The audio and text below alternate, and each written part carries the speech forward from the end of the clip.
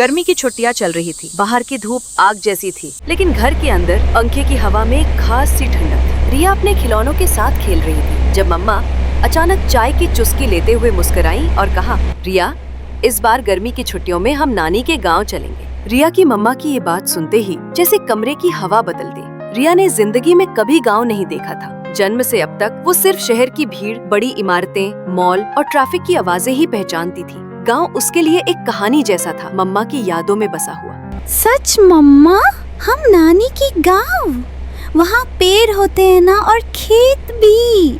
हाँ बेटा, बहुत कुछ है वहाँ। नानी, आम का पेड़, तालाब, मिट्टी की खुशबू और ढेर सारे देसी खेल। अरे वाह, हम कैसे जाएंगे? ट्रेन से ना?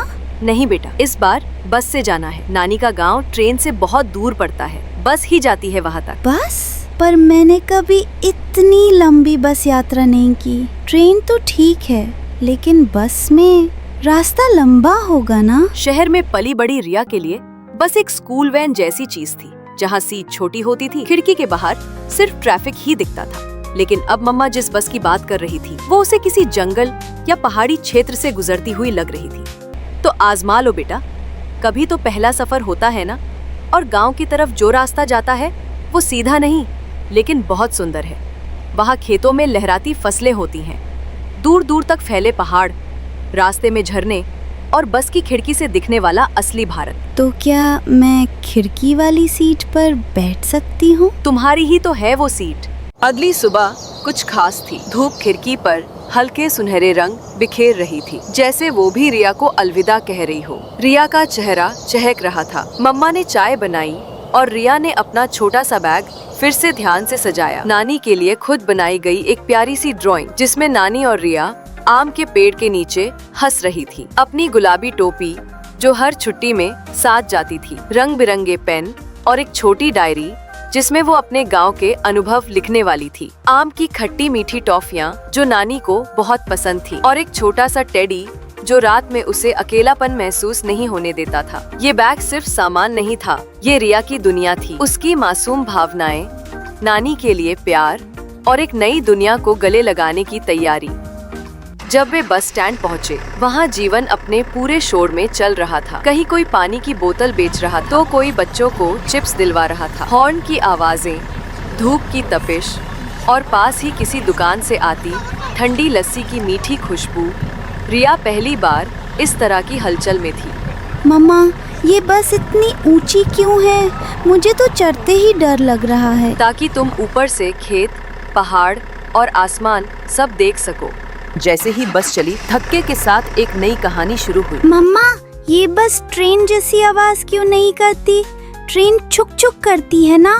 क्योंकि बस की अपनी एक धड़कन होती है बेटा। इसकी आवाजें शांत होती हैं, लेकिन रास्ता दिखाने वाली होती हैं। रिया अब सफर में थी, लेकिन सिर्फ दूरी तय नहीं कर रही थी। वो एक नई सोच, नई कल्पनाओं और नई पहचान की ओर बढ़ रही थी। गांव की ओर उसका ये पहला सफर उसकी दुनिया को शहर की सीमाओं से निकालकर प्रकृति की गोद में ले जा रहा था। बस जैसे जैसे आगे बढ़ी, शहरी भीड़ पीछे छूटने लगी। रिया खिड़की से झांकती रही। खेतों में हल चलाते किसान, आम के पेड़, बैलगाड़ियां, मंदिर की घंटियों की आवाज और दूर तक फैला नीला आसमान। मम्मा, ये पेड़ क्यों झुकते हैं सड़क की तरफ? शायद वो मुसाफिरों को छांव देना चाहते हैं। शायद वो मुझसे हाथ मिलाना चाहते हैं। बस एक ढाबे पर रुकी। गर्मा गर्म पूरी सब्जी, दही ठंडी ठंडी। चल रिया, चलो कुछ खाते हैं। ढाबे में खाना खाने का तो अलग ही मजा है। बस धीरे धीरे धूल उड़ाते हुए गांव के कच्चे रास्तों पर आ गई थी। खेतों के बीच में धूप सुनहरी हो चली थी। रिया खिड़की से बाहर झांक रही थी। उसका चेहरा उत्सुकता से चमक रहा था। आंखें हर चीज को जैसे पहली बार देख रही थी। मम्मा, ये रास्ता इतना टेढ़ा मेढ़ा क्यों है?